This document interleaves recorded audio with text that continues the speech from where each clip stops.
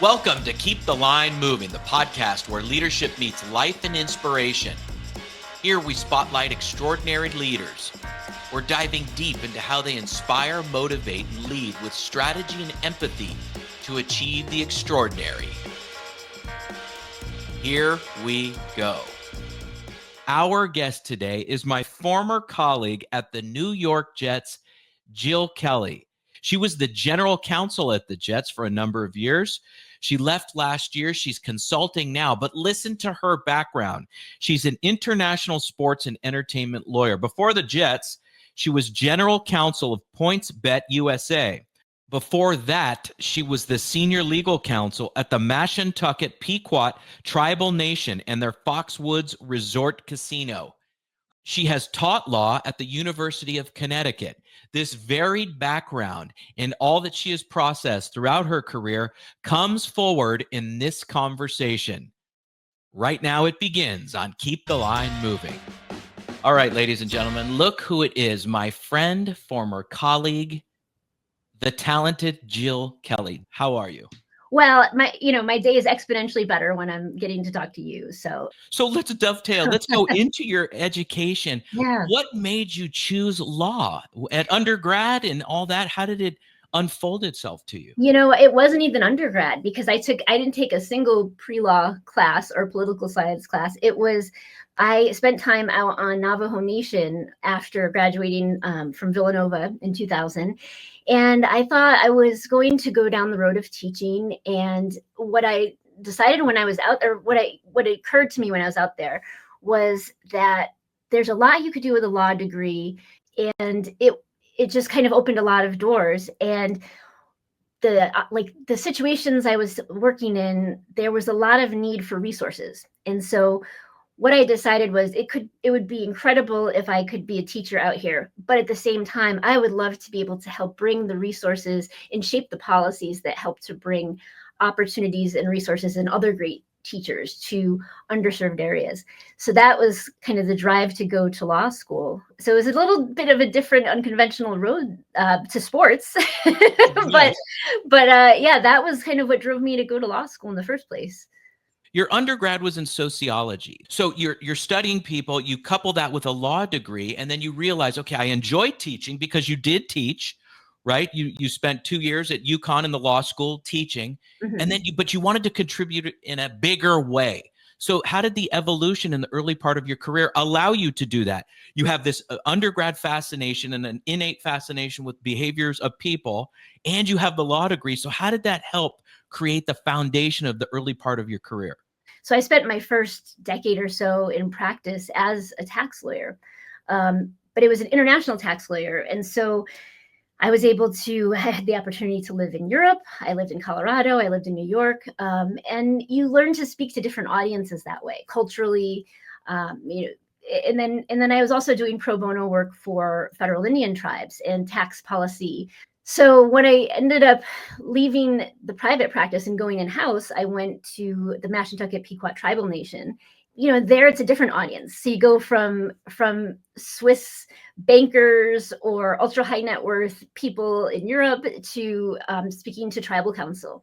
But it's about learning to adapt this information to a different audience and also shifting the focus and the priorities, of what was important to the tribe versus what was important to, like, say, a different client, like a tech company. But that's where I got my reps for a long time. It's like just mastering how to do, your free throws. And it's just whatever that thing is, getting that muscle memory. Can I assume that when you say reps, you have the tax law, right? The things that are in manuals, books, the mechanics. The other side are the human beings associated with that understanding. So knowing you, can I safely assume you're talking about reps on both sides? Absolutely. Understanding the law and the intricacies of that law. And then on the right-hand side of the ledger, for lack of a better term, you're talking about the understanding of the human beings associated with delivering that complex information. Is that fair? That's fair. Not only that, but it's the clients all had different temperaments, priorities, ways of communicating, and every time using that rep term, every time you had a different client, you had to reframe how you were talking, maybe meet them on their level. There are so many lawyers out there, and there are highly successful lawyers technically. But when you transfer that information into the ability to, have a conversation and to meet someone where they're at and to build that trust, you need to be able to speak a way that resonates with them and that they can really grasp what you're saying and not kind of talk over their head. They don't want to feel like, oh, listen to this person with their fancy words and their legalese, like it's kind of a turnoff.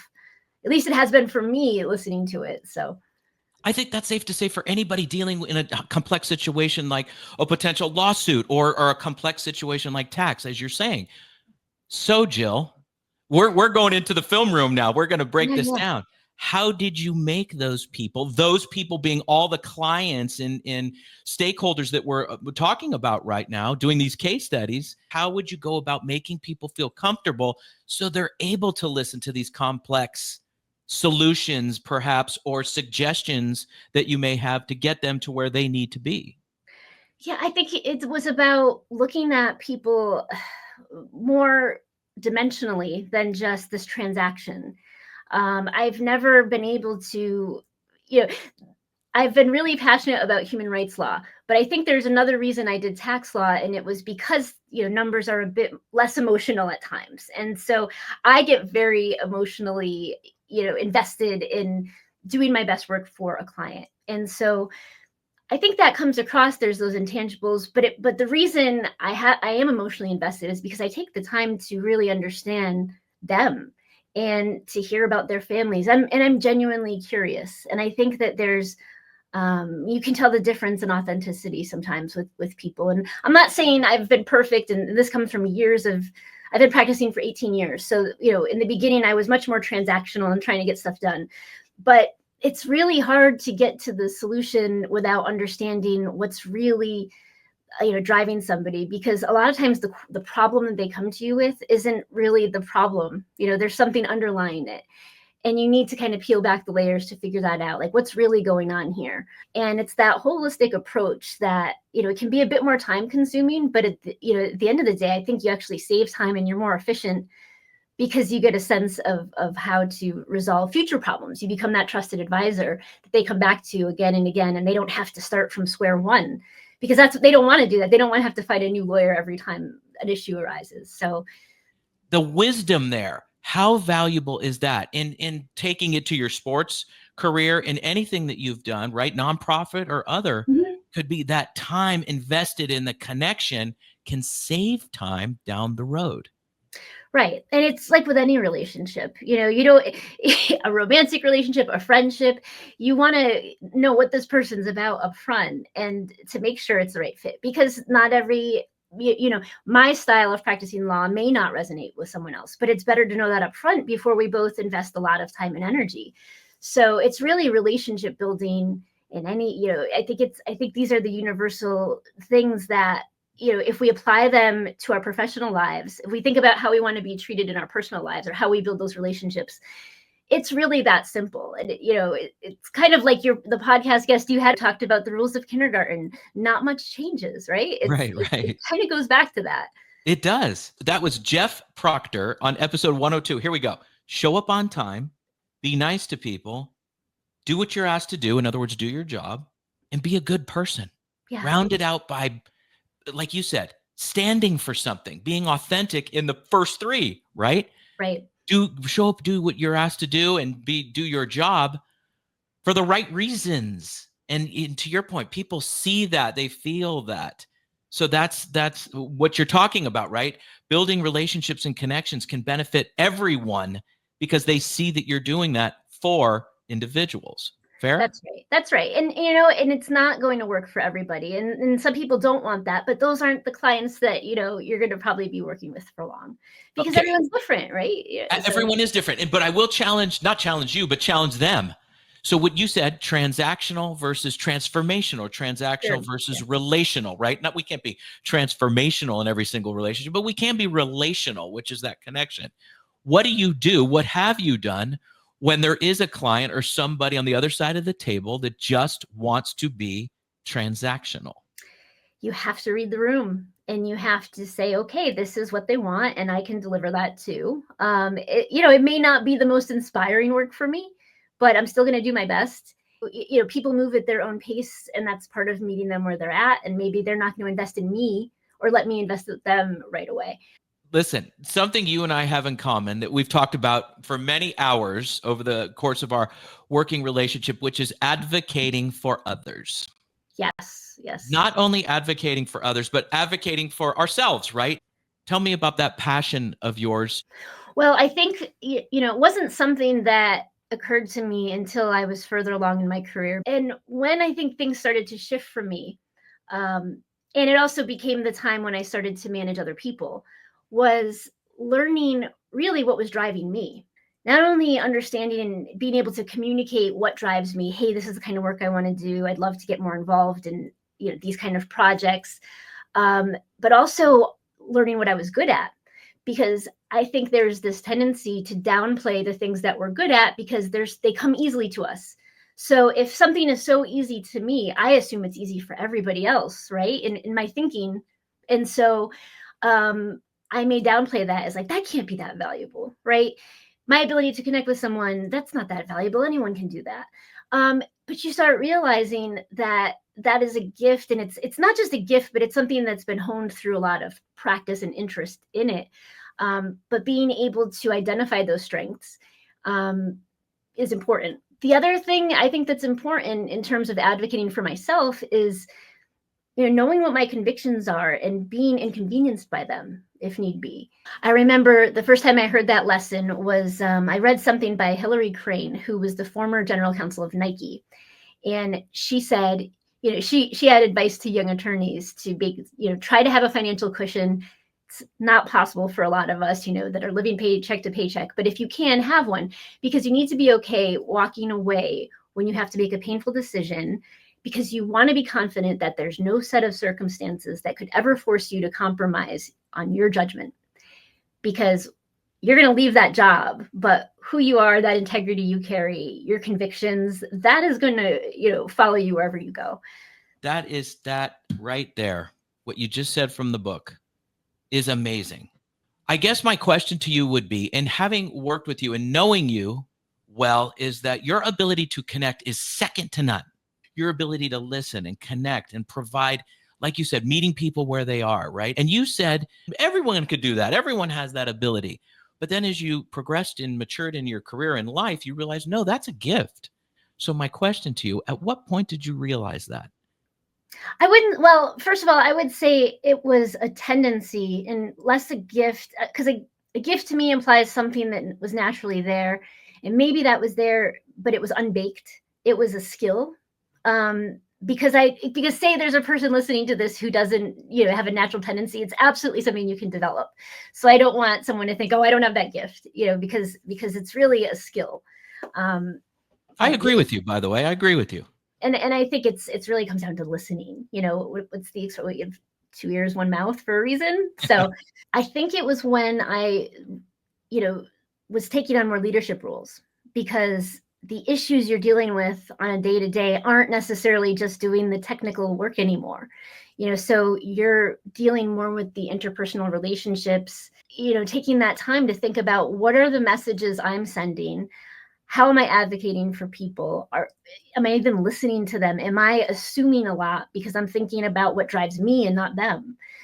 And I use the term leadership very intentionally, because I think leaders can be at any level. I think an intern can be a great leader, just as a C-suite executive can. But it was when, for me, I determined that I wanted to be a leader. That was when that moment to me was like, okay, this is different. This is different skill sets too. The things that made me good at writing a legal opinion or, solving a legal issue are not going to be the same skills that make me an effective leader. Okay, so there's a lot of colleagues that we had at the Jets where you and I would work together with other leaders at the Jets, whatever their titles didn't matter, but there was that conversion, individual contributors into leadership, right? Mm-hmm. How many countless discussions would we have about that, right? So what would you say to somebody going through that transition? The first thing they can do to understand, it doesn't matter that you're great at something else that's something that's part of you. The other part now is for others. I think the first thing is to just be able to, audibly say that to the people around you, whether it's the people that have promoted you or the people that you are now leading in some respect, but it's that vulnerability to say, hey, this is new for me. It's new skills, and we're gonna organically figure this out together, but I'm gonna make missteps because that's the human condition. And I think being able to just be mindful of that, because I wasn't at first. I was like, oh, this is great, I'm getting promoted. And this was before I was at the Jets. I served in general counsel at another company too. And so you are in these more senior roles and you think, well, I got promoted, I must be doing something right, and there's the truth to that, because there is that that undercurrent of, the technical skills, but it's that and something else. And now is the time that I'm kind of starting over in a different role. But to even be able to just acknowledge that to yourself and to say that to people, I don't think that makes you a weak leader. I think that makes you really, in tune with all of it, right? With what people are going to see, because people are going to see that you're going to make mistakes, or may not be comfortable making decisions in certain ways, but they're going to trust you because you've been vulnerable. So I'm going to tell you a story, and then just bringing this together, and you'll relate exactly what you said, and the strength of vulnerability with that transition from individual contributor to leader. So when I became a leader at the Raiders in 2002, when I got the call that I got the job, I was producing a documentary at the 49ers training camp. We were putting the equipment, myself and the photographer, the cinematographer, were putting literally the camera in the trunk when I got the call. Hey, you got the job. You start in like 2 days. And so I was literally an individual contributor putting the gear back in the trunk. And I said, all right, I'll take the job. 2 days later, I was leading people. And I did not know what I was doing. And I had to learn. Yes, I could tell stories. Yes, I could write. Yes, I could do all that, the mechanical part of storytelling. But I did not know how to lead. And I proceeded to take my lumps, for lack of a better term, in the ensuing years, right? And making mistakes and having anxiety and having sleepless nights through no fault of anyone at the Raiders. Just that vulnerability of like, okay, now I'm responsible for this whole thing. And the people that are coming in to the department, hiring and interns and a little bit of hire folks, and like, how do they come together? How do I say things that are difficult? And I just, would take, again, my lumps and learned. And it was hard, Yes. Jill. It was to your point, it was really difficult. And luckily I had great support around me and people at senior leadership at the Raiders that were very, very, very supportive. But even thinking about it now, it's like an emotional time. And I have so much empathy for people that are making that transition.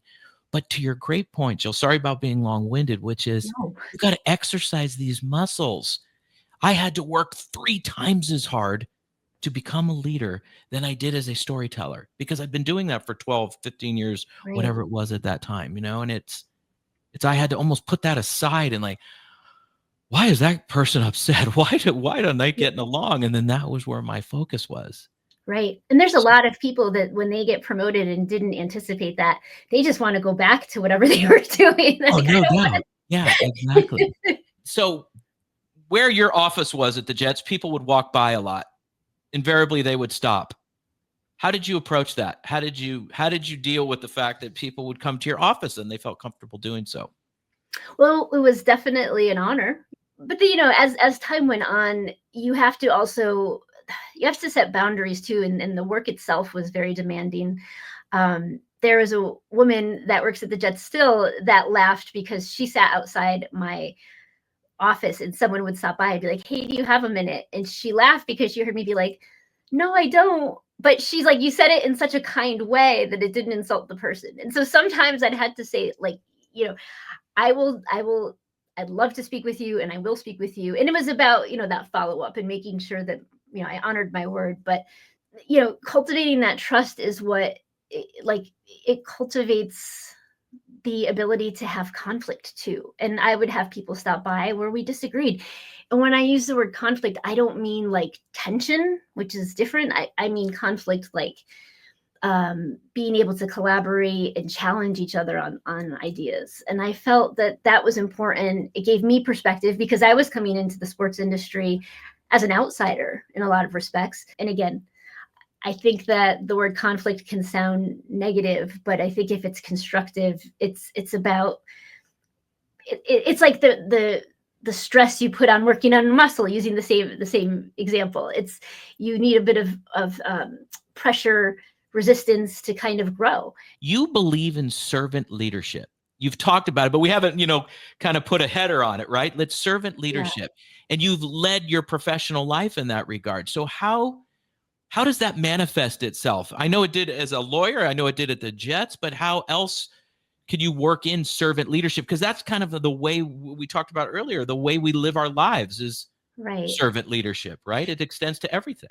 Absolutely. And I think that part of it is, we serve at our jobs, we serve at our 9 to 5, but it's what are we doing with the rest of our lives? And one of the ways that I found that really resonates with me is working with Women United, which is the philanthropic sisterhood that advocates, it's a part of the United Way of Northern New Jersey. And they advocate for, it's an acronym for ALICE, Asset Limited Income Constrained Employed People. And this is about, Alice family is comprised about 1.3 million households in New Jersey, which is about 36% of the population. And these are people that are hardworking.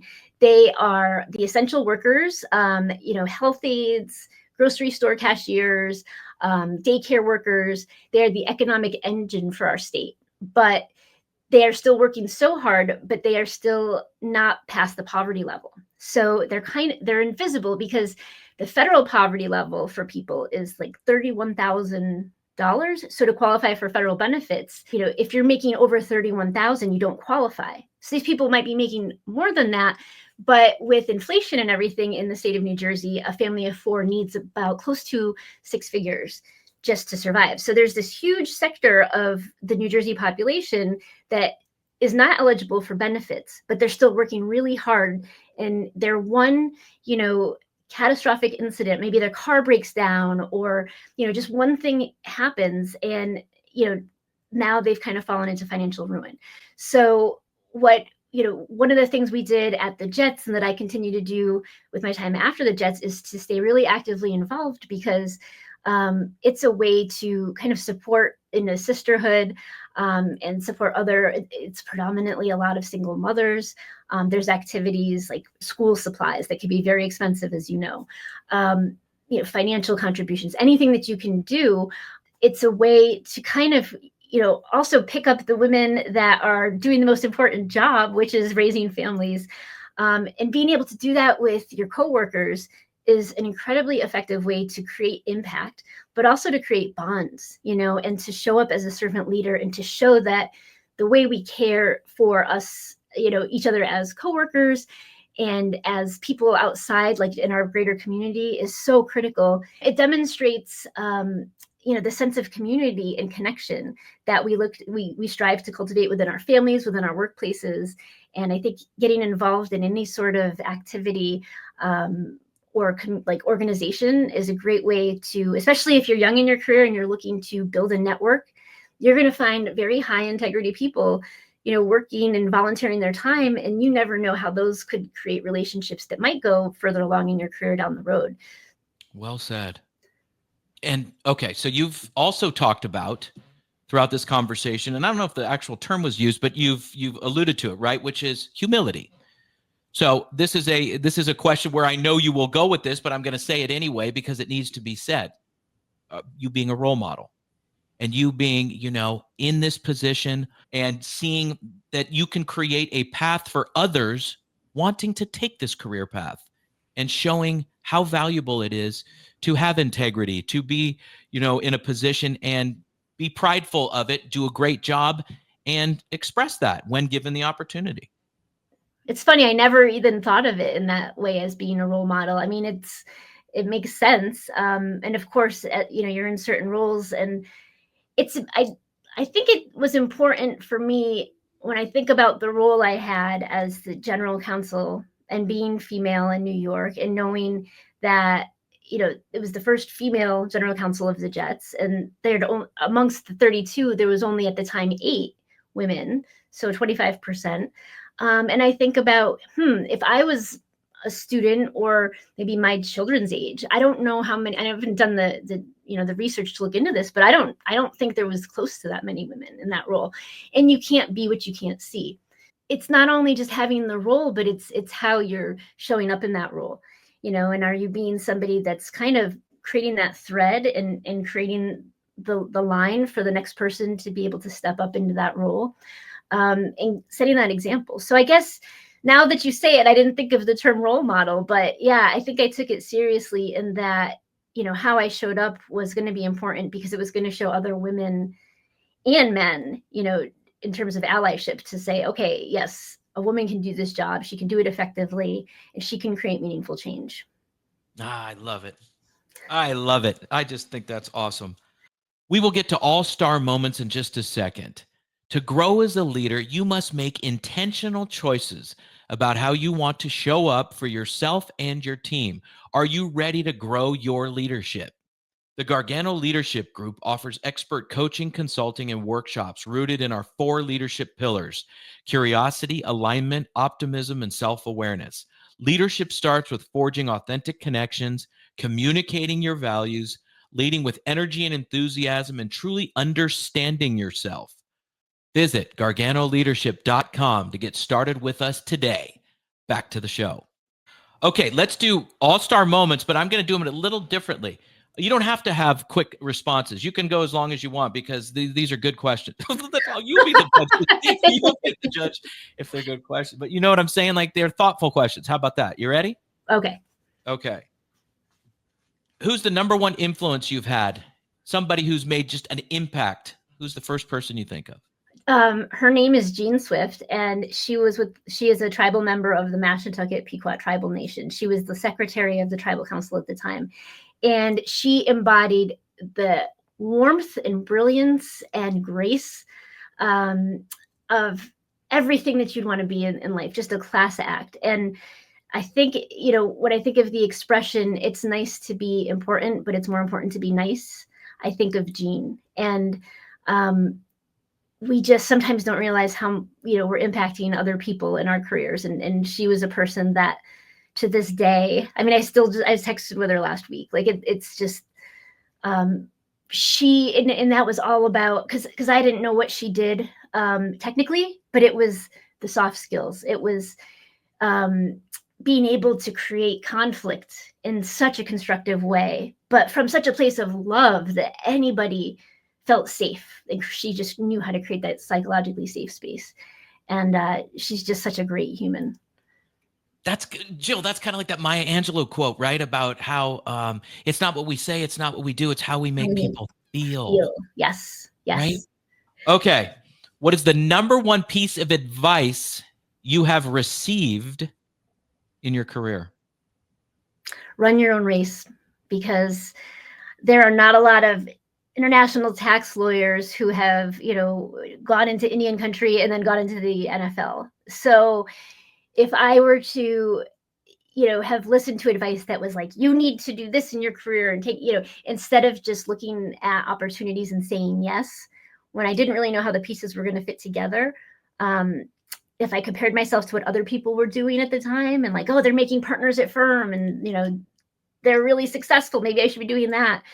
I wouldn't have had such, unique and joyful moments. And I wouldn't have met incredible people like you and all of the other people at the Jets and different organizations I've worked at. So it was really just, don't mind the noise of the other people and what they're doing in their lanes. Just kind of run your own race. And there's a lot of different ways to, people think, oh, you have to be in sports forever to end up in sports. And that's clearly, in my case, not true. So. Okay, that's the advice you received. What advice would you give somebody right now? They're perhaps a junior in college and they're thinking about how to choose, what am I going to do? What's my next internship? Or how can I focus my senior year to get the most out of it and then vault into the professional world? What would you say to that individual? not feel like you have to have all the answers right now, because there's so much learning that happens outside of the book, and you have to be able to figure out through trial and error, unfortunately, what motivates you, but just be curious and stay curious. And even I would say that to you and me and everybody, like we have to keep growing. That's what keeps us young and vibrant. I'm going to put you on the spot, but I have to. Describe yourself as a leader in one sentence. I take my work seriously, but I don't take myself seriously. So here's the little mic, and I just dropped it. Thank you, Jill, very much for being on the show. I have several takeaways from this conversation. Number one, when she sat down with clients, Jill articulated this very clearly, that usually the issue isn't the issue. So Jill had the wherewithal, the patience, and the listening to get to the core issue. Well, that not only applies in law, but you could take what Jill said to any situation in corporate or in sports. The issue usually isn't the issue. Pay attention to the body language, the listening. What do they really want to talk about? She also said, it's nice to be important, but more important to be nice. That's the humility that Jill talked about that she has throughout her career, advice she would give to others, which is pay attention to how you're coming across, your self-awareness. And finally, another quote from Jill, so much learning happens outside of the book. That goes without saying, right? Pay attention to how you're learning as a college student, an early professional, or even somebody who's seasoned in their career, right? You can have the tax law, but what is the human being saying? And what are you learning about those interactions relative to the book? We thank Jill so much for being on the show. We will see you next week, everybody. Have a fantastic week, and thank you so much for being part of Keep the Line Moving. Thanks for tuning in to Keep the Line Moving. If you enjoyed this episode, give us a thumbs up, subscribe, and leave a review. We'd love to hear your thoughts. Most importantly, share this podcast with your friends, family, and coworkers. It means the world to us. If you have a guest recommendation, visit our website at garganoleadership.com, where you'll also find all our archived episodes. For our marketing coordinator and the producer of this podcast, Savin Narwhal, I'm Chris Gargano. Have a fantastic week, everybody.